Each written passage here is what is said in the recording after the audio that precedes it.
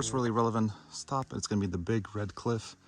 And it does get a little tighter up ahead, but it shouldn't be too big of a challenge.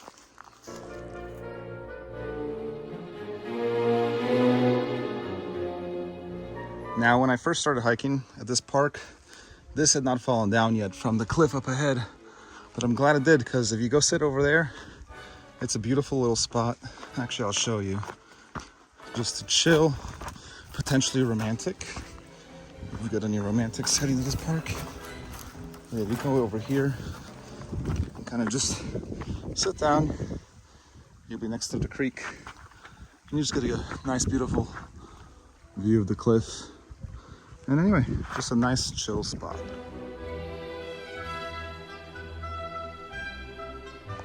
Now, over a year ago, maybe a year and a half ago, I ran into these two grandmas actually camping over here.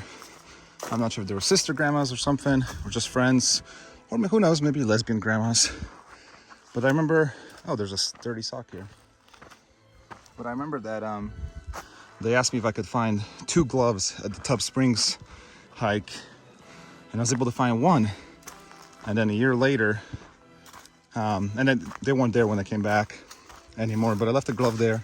Anyway, a year later, I look at the dumpster near the parking lot where we started, and looks like someone found the second glove. So, irrelevant story to 99.99998% of the planet, but the gloves got found, but I doubtfully ever returned to their owners. Okay, I'm shutting up now. So here we come across the first major turn on this hike. You're gonna get down to this creek, and you're gonna look to a fallen tree to your left, and that is the direction you're gonna head. You're gonna just do a little jump over this and just keep on heading this way until to the part where I stop.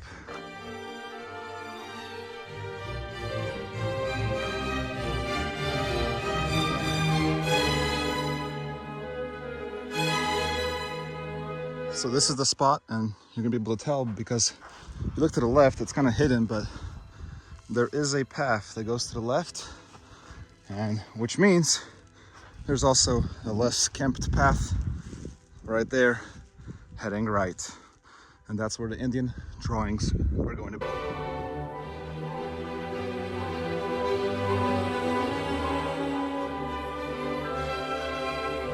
And here we are, the Indian artwork, Native American artwork rather. And just so y'all remember, no touching and don't get on the rock. Just respect the history, respect the nature, don't touching. All right, let's go head back to the creek and finish off with the Tub Springs. Also, I apologize for the inconsistency, but I might switch over to the 0.5 camera for the remainder of this hike so the trail is more easily seen.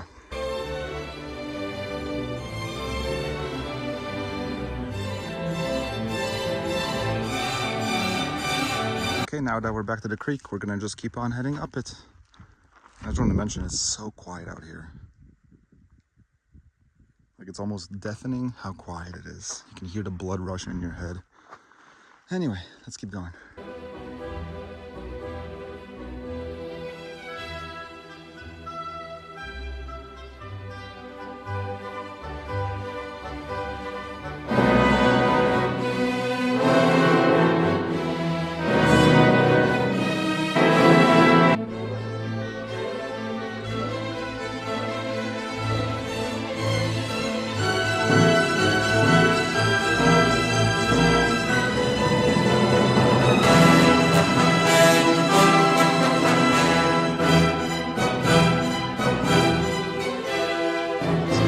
Creek in the, or a little fork in the creek road. We're gonna head left, not to the right. We're gonna go this way.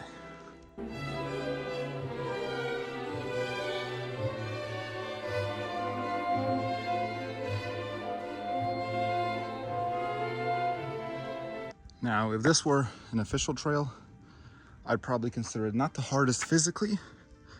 It is physically demanding, but not the hardest physically demanding. But it is the most technically challenging, I believe. You have to really watch your feet amongst all these boulders. But yeah, let's continue.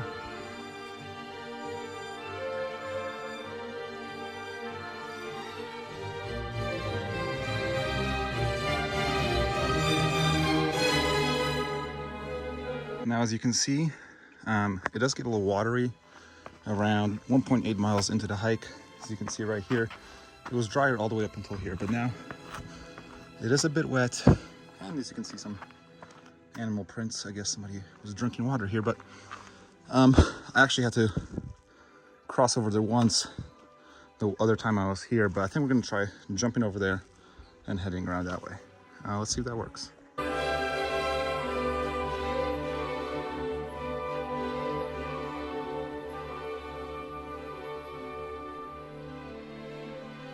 Now about 1.9 miles in, on your left-hand side, you'll come across this arch-like structure. I guess it is an arch, it's not even like a structure, but it's an arch structure.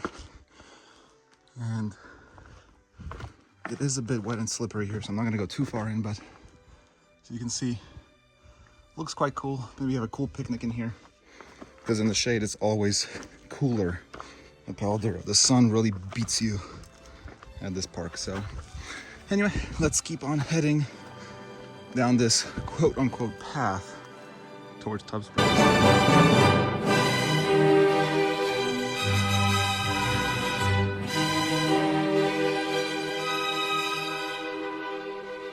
Now in this clearing area, I do recall that, I guess you could call this a clearing-ish area. I do recall there's two paths, left and right.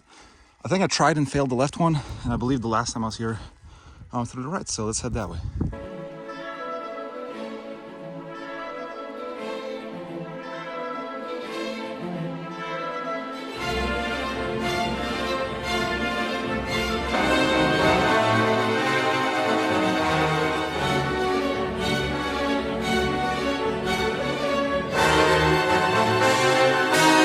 Now, I don't know if I'd recommend this hike to anyone, because it is quite difficult, surprisingly. But, and yeah, there's not really a clear path. You can get hurt pretty easily. But I suppose I just wanted to record the trails before I leave America. So let's keep going. No quitting. So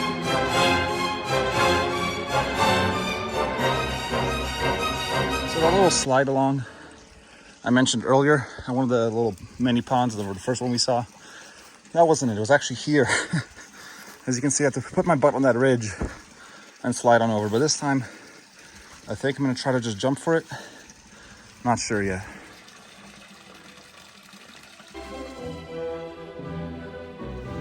Now, excuse my ignorance, but is that 5 toes I see? What animal is that? Looks a little sus. And also, I wonder if all these stones were here when the Native Americans were here. Because I've seen some interesting looking carvings. They didn't really show or depict anything, but still I'm curious who made them. And I wonder if these rocks were still around a couple hundred years ago. But yeah, hope that's not a lion or something.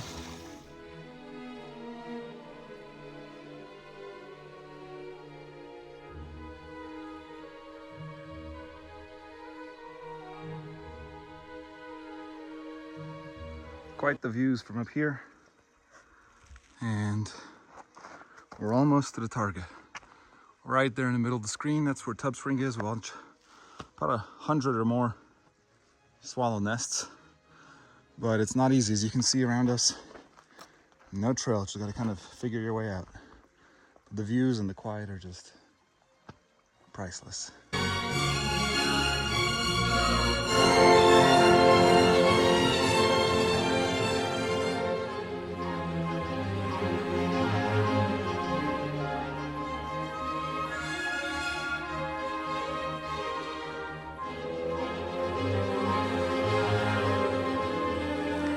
So we finally made it. Beautiful mini pond. It looks like a cave. Maybe something lives there. I wouldn't be surprised if a whole community of animals live here. They're just hiding from me right now, because this place is a great water source and protection from the wind. But yeah, let's check out the actual main Tub Spring. And it is small. It's not this grandiose thing, but it's unique to the canyon because you don't have a lot of places where water actually sits in the canyon. Mostly you just have the main little creek river running down the middle. But this is the one still water, I'd say, location I know in the park. And as you can see here, quite a bit of water. I'm guessing the leak's underground and connects down and flows down. But yeah, as you can see, I've made a video about this place before, around 2 years ago, because time flies like a little bitch. Fast and away. But there's a ton of these. I believe they're swallow nests. I may be wrong, and I'll be willing to get corrected, but that's what I believe they are. And let me just climb up this very steep little path. And yeah, it's been a few years, well, 2 years now since I've been here, but you can see the nests up there. And the walls actually leak water with this moss algae right here, but I'm not sure if that's still going on. But a couple of years ago when I made this video, they were still leaking. And I believe they still are, yep. As you can see right there. Very unique spot, PALO Duro. Highly recommend people come and check it out. And yeah, from here on out, I'm gonna go down back the trail or the creek until I eventually come back to the place where we found the Indian handprint, or Indian paintings rather, Native American paintings.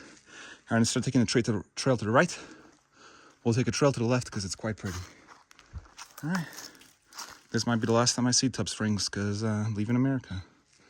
So, bye-bye Tub Springs. All right, so we just came back from Tub Springs that way, and last time we went this way for the Native American drawings, paintings. This time we're going to be going to the left, and this will take us back to the original parking spot, just in a way more scenic and difficult path. And I will give a little disclaimer. I've taken my family here, and even when it was only 70 degrees outside, my sister ended up getting heat stroke, and I had to run back to the car to get more liquids, and ended up getting heat exhaustion because of the running out in the open sun, even in 70-degree weather. So always come over prepared with liquids, shade, hats, everything. All right, let's keep going.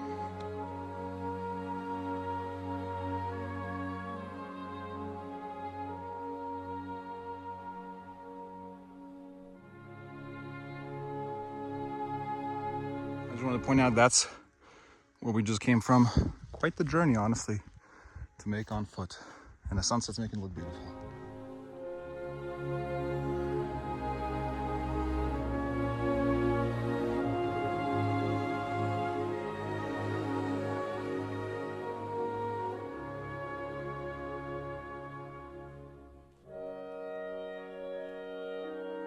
Now, one of the reasons I like to come on this way back is because of the views down the canyon. I mean, the camera does not do it justice. And then the giant cliff. That is where we were earlier, where the cottonwoods are growing, but the views are just stunning of the canyon. Just look at all those junipers. Just beautiful. But mind the cactus.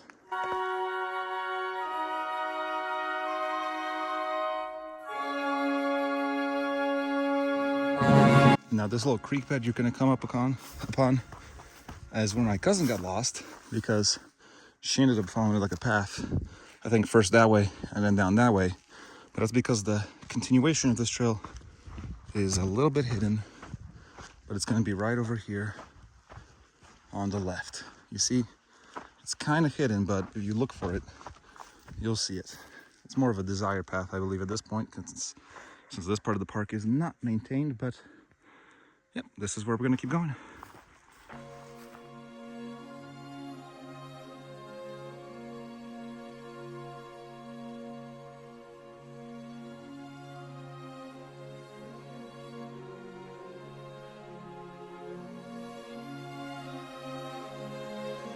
And that trail will poop you out over here at the temporary equestrian stable area. I don't know what else to call it. That's just where they temporarily keep the horses before they take them out on the trails. Customers, what you're gonna do is just run across and head down this trail right here. It's not even a trail, just a little shortcut. And there we will be back at the parking of the Battle of PALO Duro.